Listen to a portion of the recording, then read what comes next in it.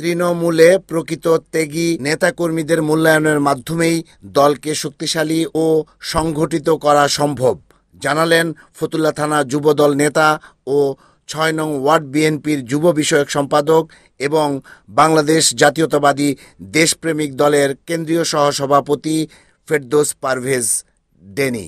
আমি ২০০০ সালে মতির মডেল স্কুল থেকে এসএসসি পাশ করি এবং সেই সময় থেকে আমি ছাত্র রাজনীতিতে যোগদান দিই এবং তখন থেকে আমার জাতীয়তাবাদী দল বিএনপির ছাত্র রাজনীতিতে যাত্রা শুরু হয়। তো আমি কোনো পদ পদবি ছিলাম না, আমি প্রোগ্রাম করতাম, প্রোগ্রামে যাইতাম, ভালো লাগতো। আস্তে আস্তে আমি নারায়ণগঞ্জে সেট আপ হই। নারায়ণগঞ্জে ২০০৫ সাল থেকে আমি যুবদলে আসি। তখন আমাদের যুবদলের সভাপতি ছিল একরামুল কবির মামুন ভাই, ফতুল্লা ইউনিয়ন যুবদলের সভাপতি ছিল সাজিদুল ইসলাম সেলিম ভাই। তাদের সাথে আমরা জয়েন্ট হয়ে যাই। রাষ্ট্রনায়ক তারেক রহমান যে সিদ্ধান্ত দেবে আমরা সেই সিদ্ধান্তই আমরা ইনশাল্লাহ চূড়ান্ত সিদ্ধান্ত মনে করছি। আমাদের যে সিনিয়র নেতৃবৃন্দ আছেন কেন্দ্রীয় পর্যায়ে যারা দলকে পরিচালনা করছেন, ওনারা যদি মনে করেন যে তৃণমূল পর্যায়ের নেতারা, নেতৃবৃন্দরা, যারা কর্মীরা সারা বাংলাদেশ, শুধু নারায়ণগঞ্জ নয়, সারা বাংলাদেশ যেখানে কমিটি হচ্ছে, নতুন কমিটি, ওনারা যদি খেয়াল রাখেন, গত ফেস্টিভ্যাল সরকার যেভাবে আমাদেরকে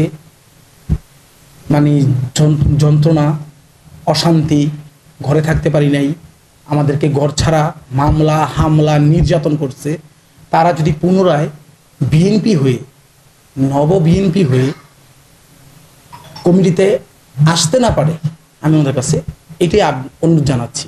এবং এটা খেয়াল রাখতে যে প্রতিটা জেলায়, প্রতিটা ইউনিটে, প্রতিটা থানা, ইউনিয়ন পর্যায়ে যেন এই কমিটিগুলা তৃণমূল পর্যায়ে যারা ফ্যাসিলিটি সরকারের আমলে আন্দোলনের সময় তুখুরভাবে রাজনীতি করে, তুখুরভাবে রাজপথে থেকে নিজের জীবনকে বাজি রেখে গুলি খেয়ে তারা এই পর্যন্ত থেকে তারা যদি মূল্যায়িত হয়, তারা যদি মূল্যায়ন পায়, তাদেরকে মূল্যায়ন করা হয়, আমি আশা রাখি বা আমার এই এই তৃণমূল পর্যায়ের কর্মী হিসাবে, এই জাতীয়তাবাদী দল বিএনপি যুবদলের কর্মী হিসাবে আমি আশা রাখি যে অবশ্যই আমাদের সামনের যে ভবিষ্যৎ, সামনের যে বিএনপি ক্ষমতায় আসবে ইনশাল্লাহ, এবং ক্ষমতায় আসার জন্য যা যা করার তা ইনশাল্লাহ তৃণমূল পর্যায় থেকেই, এই মাঠ পর্যায় থেকে, প্রতিটা ইউনিট, জেলা থেকেই ইনশাল্লাহ তৈরি হবে।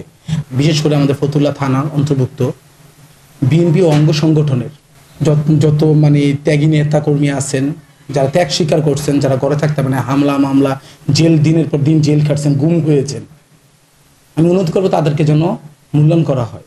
আমি ৬ নং ওয়ার্ড বিএনপি সিনিয়র সহসভাপতি মিজানুর রহমান মিজান ভাইয়ের নেতৃত্বে আমরা ঐক্যবদ্ধ আছি।